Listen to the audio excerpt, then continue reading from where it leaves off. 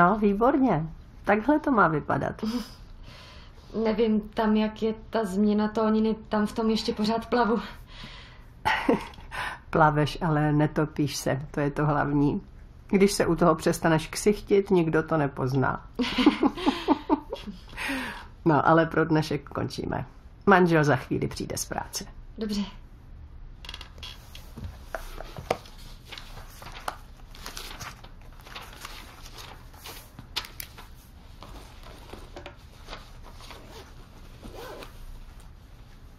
A paní učitelko?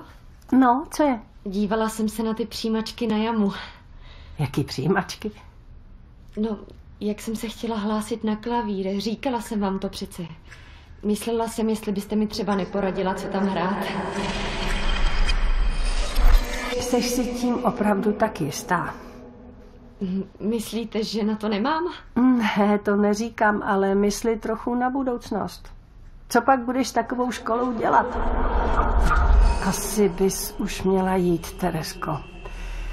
Už je dost pozdě, rodiče se budou bát.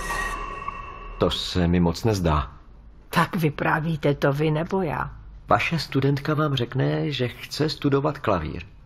Poprosí vás o pomoc a vy jí řeknete, ať se na to vykašle? Tenkrát už jsem byla chytřejší. Ne ta mladá, hloupá holka jako dřív. Tomu přece sama nevěříte. No tak. Takhle si to prostě pamatuju. Jestli se vám to nelíbí, nemáte se mě pořád na něco ptát. A vůbec, tehdy to pro mě byla dost ošklivá doba.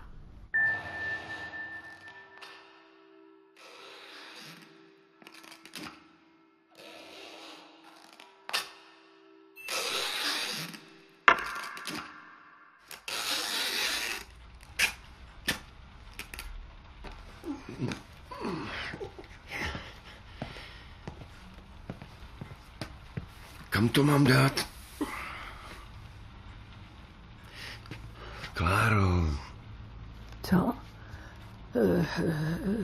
Co to je? Nějaký knížky, kuchařky a takový různý. Nejsou mezi tím fotoalba? Ne, kontroloval jsem to.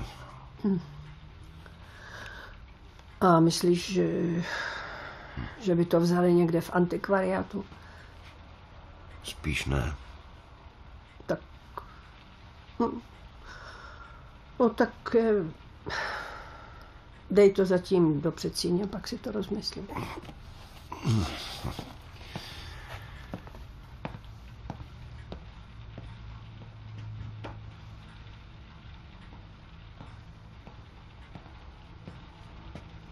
Můžeme jít domů, jestli chceš. Na tohle všechno je možná ještě trochu brzo.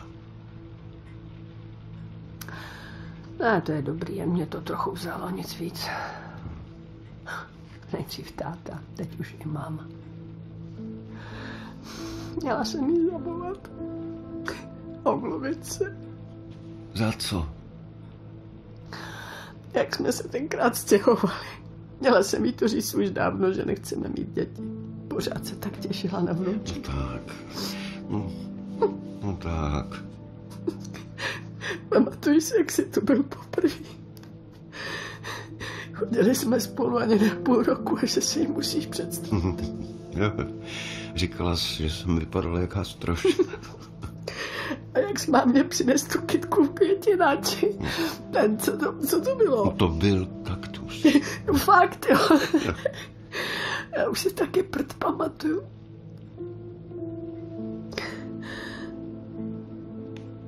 Myslíš... Co? Myslíš, že bychom tady dneska mohli přespat? To víš, že mohli.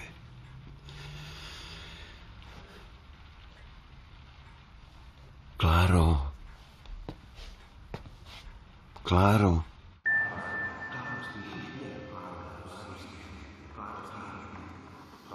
Kláro, slyšíš mě? Kláro, slyšíš mě? Kláro. Kláro. Kláro, slyšíš mě? Kláro. Kláro. Kláro, slyšíš mě?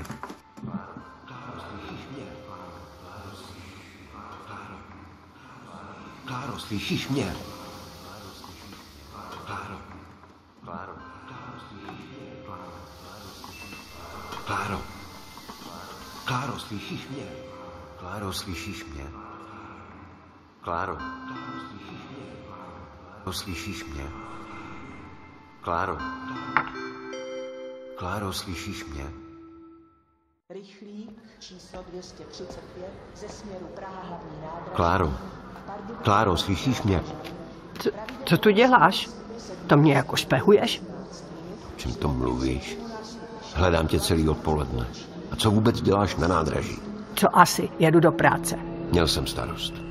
Ale prosím tě, děti, jezdím do práce každý den.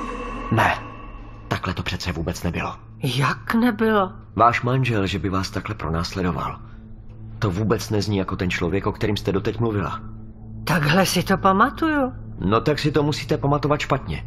Tak čí jsou to vzpomínky, vaše nebo moje? To byste měla vědět vy.